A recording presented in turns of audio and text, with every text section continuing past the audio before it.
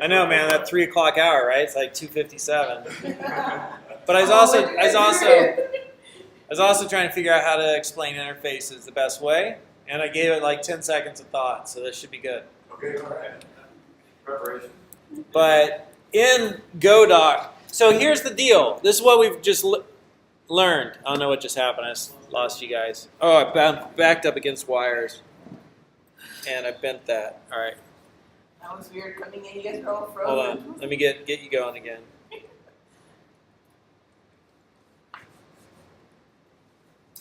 Whoa, don't back against this until you... I'm going to pause this video while I get this fixed.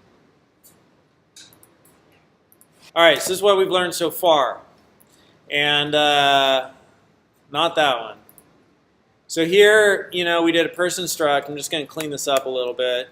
And fname, last name, age. And then we did secret agent, and we embedded type person in type secret agent. Cool. And then we attached some functions to our types. So we attached the function phrase to the type person, and we attached the function phrase again, which wouldn't be the best practice to have things of the same name, to secret agent. So maybe I'd change that to phrase 2. But it's kind of interesting just to point out how we could have P2 phrase and run that function, or P2 person phrase and run that one, right? So we could kind of, like, if there is overriding and it wasn't the best code, like here we have fname and here we have fname, so we're looking at like collisions, But anyhow, I'm just going to clean that up and make it like this. And that way we don't have the collision there. And I'm just going to get rid of, like this one, phrase would be for a person, and that's for secret agent. I think I'll just, I'll call this one person, or p-speak, and I'll call this one here SA speak, okay, secret agent speak. And then we're done with this. We're not doing that. But we do P1 person, and it gives us a person P1, and we could print out person P1. And so that is a composite literal for a struct. You might call it a struct literal. And I guess maybe I've been putting comments on that.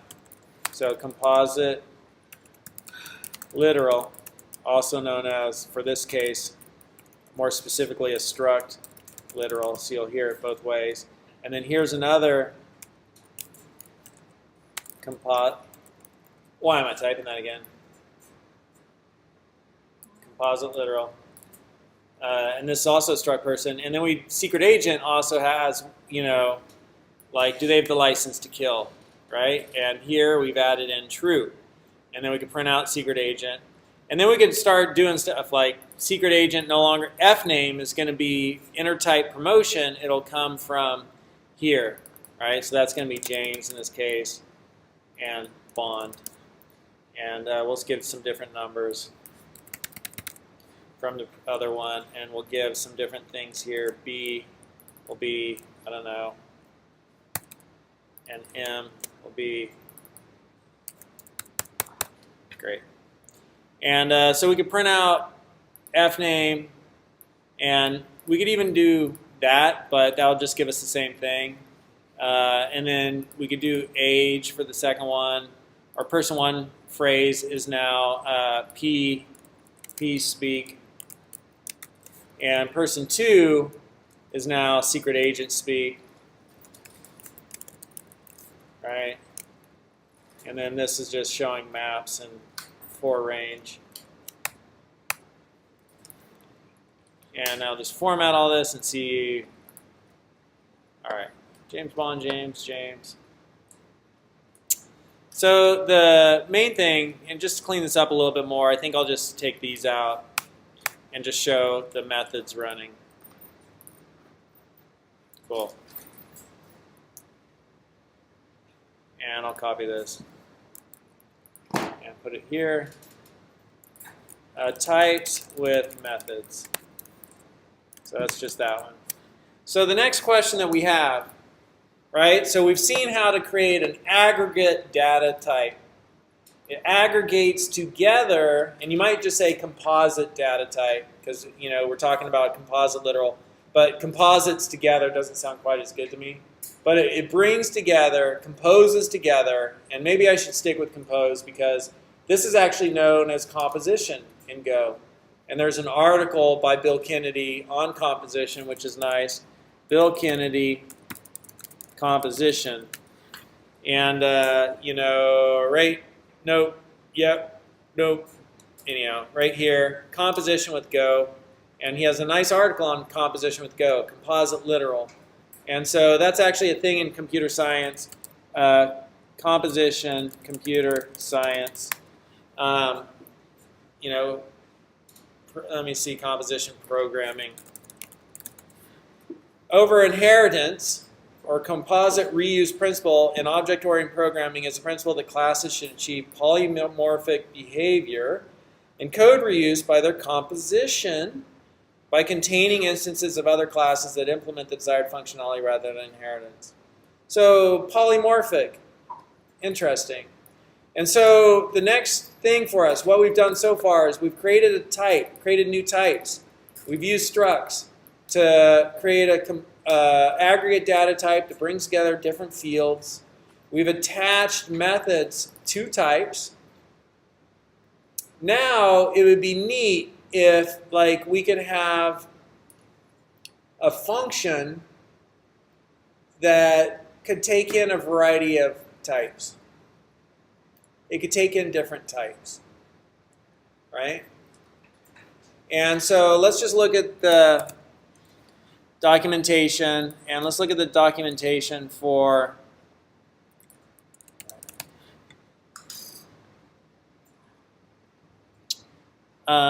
I want to go to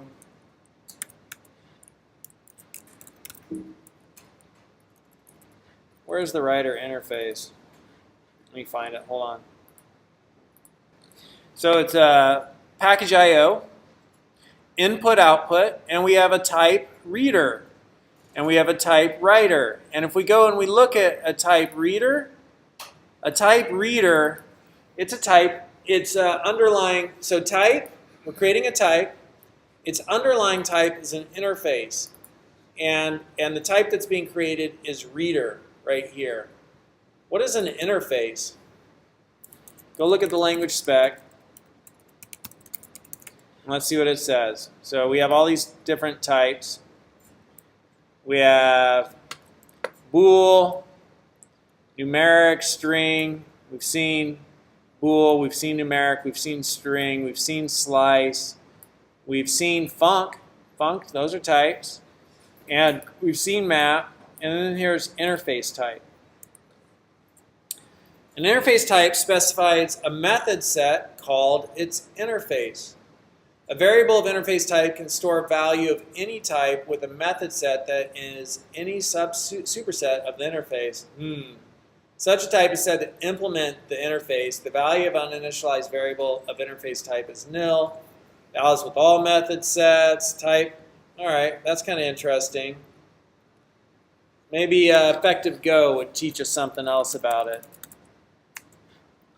Let's see what effective Go says about interfaces. This is all leading somewhere. Interfaces and other types. Interfaces in Go provide a way to specify the behavior of an object. If something can do this, then it can be used here. We've seen a couple of simple examples, blah, blah, blah. Let's look at our own example. So this is the phrase I was looking for. Interfaces in Go provide a way to specify the behavior of an object. If something can do this, then it can be used here. And we've been circling around interfaces and not talking about them. Because at the very beginning, of the class yesterday, we looked at funct print line, and we saw that it takes empty interface. Interface, like this is like a composite literal. Interface, curly's, nothing in it. And now we've learned that interface is a type. Interface is a type. Just like an int, just like a string. So we could say in a function, it's going to take an int. That's its parameter. It's going to take a string. That's its parameter. It's going to take a string and an int. Those are the parameters. We could also say it's going to take an interface. Well, how does something become a type interface? How does it become type interface? Interface provide a way to specify behavior. If something can do this, then it can be used here. So I'm going to put that right here in our notes. And I'll put it on this line. And I will just kind of space that apart there. And I'll put the reference to it right here. So that's a lot of talk. Let's see it in action. And I want to go to a slightly different example. So I'm in the Golang training code 21 interfaces. Here we have type square, and it's a struct, and it's got one field of type float64. And that field is called side.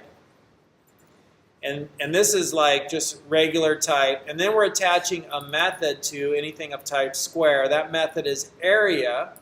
It takes z side, so the field side for whatever it's attached to, multiplies it by z side. Length times width is area. So now when I use a composite literal for type square and pass in the field of float64, right? It is then going to, I could do format println area s and call that method, because s is my type of type square. Square has a method area attached to it, so I have that value of type square, call the method, and it'll give me the area.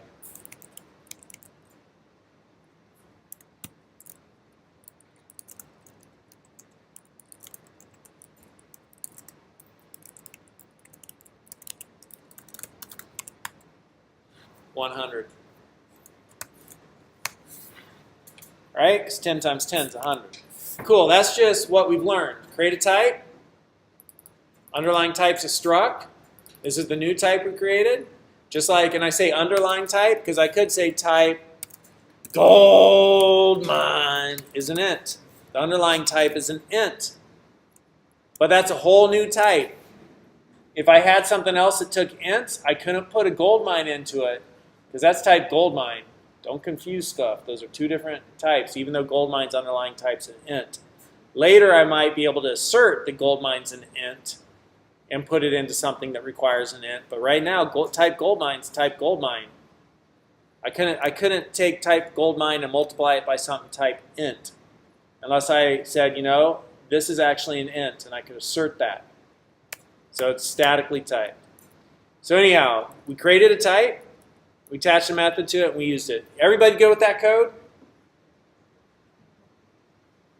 So here's interfaces. We create a type. We attach a method to it. So type square has method area. And then we create another type, and its underlying type is interface. So we've created shape, and it's an interface. And we've defined the behavior that a shape has. A shape has area. Shapes have area.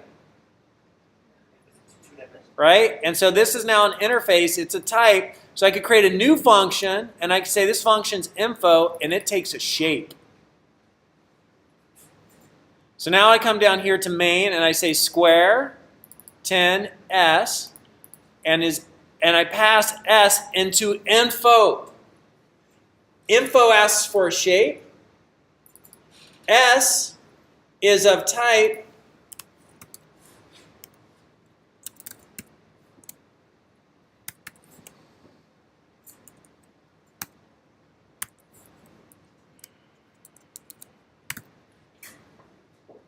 this is O2.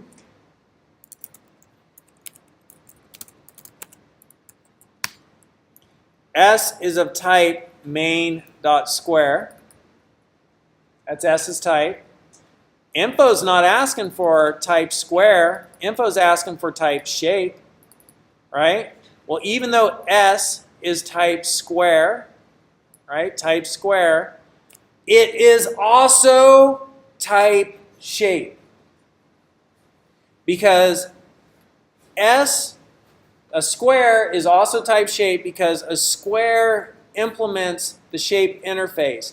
Anything that has an area method, right, that returns float 64, so this right here, that signature, anything that has this method implicitly, you don't have to explicitly say implements, right, like in Java, implicitly implements the shape interface. Anything that has an area method that returns a float 64 implicitly implements a shape interface and also is therefore also of type shape. So anything that takes type shape can be used.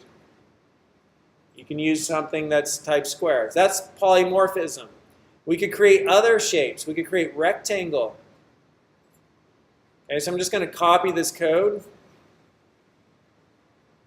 I'm going to copy that code. I'm going to bring it into Golang Playground.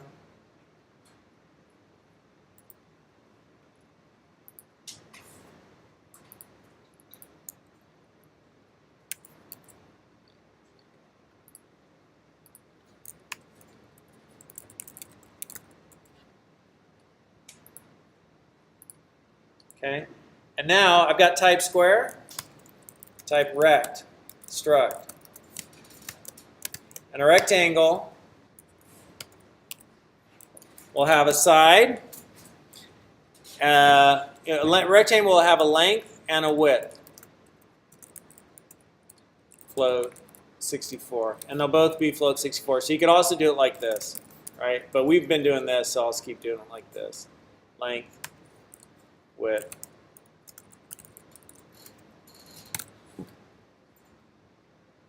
And now I could attach, so type rect, I could attach to type rect, I could do func. I don't know.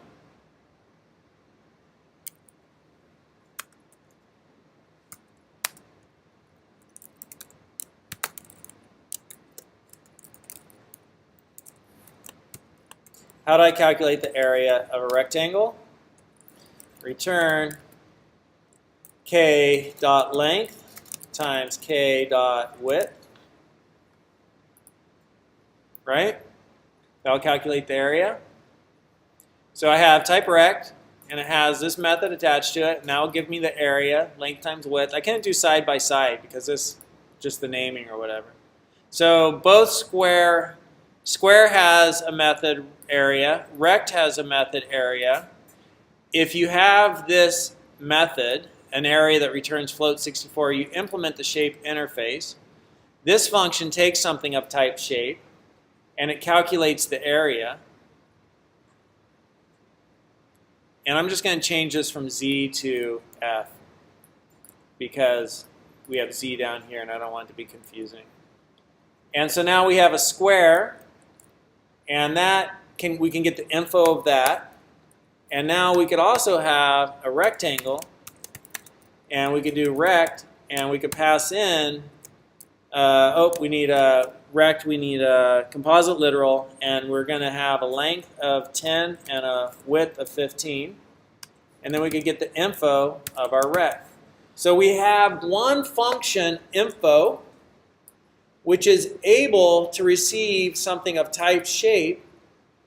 And because type rectangle and type square both have this method attached to them, they implicitly implement the shape interface, which means that they are also of type shape. So something that asks for shape, like info, can take a square or can take a rectangle. This is polymorphism. Poly, many, morphism, changing. Info function can take many different types, poly, that implement a certain interface, and it could change, it can morph what it does, right? Info calls that shape's area function it's morphing. Each of those functions does something different, but it will call that type's area function, and it will do whatever's asked for of it. And so interfaces define behavior. So here an interface is define behavior and allow polymorphism.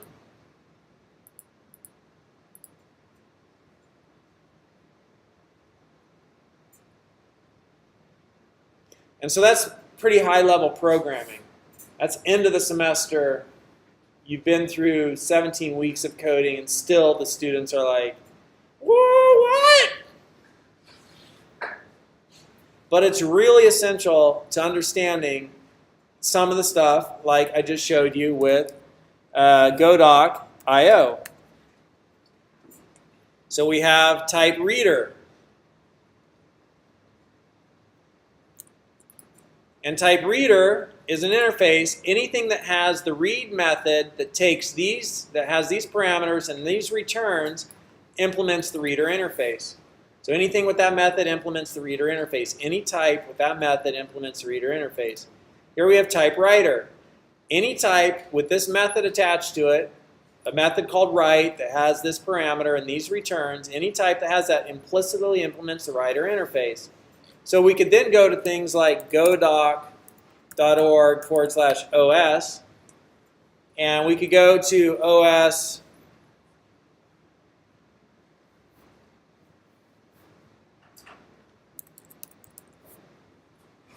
I guess it's not in OS. Maybe it's in IOUtil.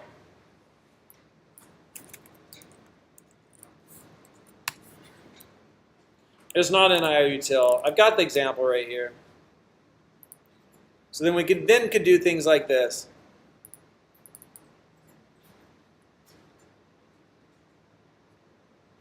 IO copy is right in the IO package. So IO copy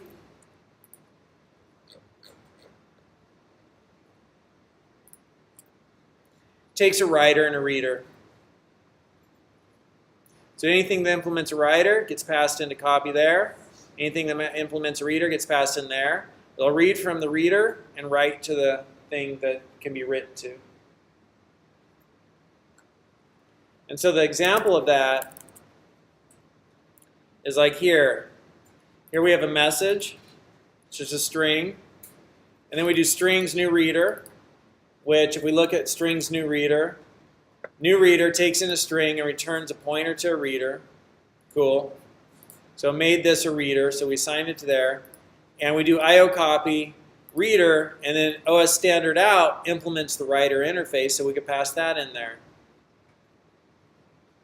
Or we could do bytes, new buffer, slice of bytes, message, reader 2, and that gives us a reader. Or we could do HTTP GET, and that gave us a reader, and our response body implements reader interface. So we could pass that into copy, and it'll copy that to standard out. So one function can take many different types. They just have to have the method that the thing needs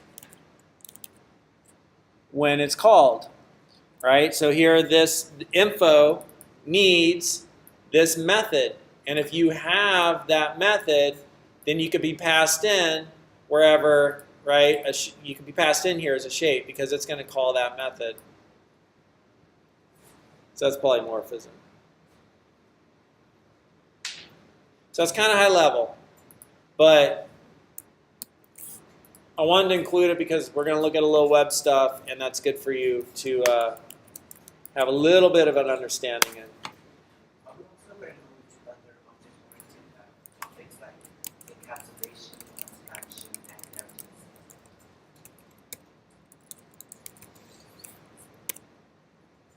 No.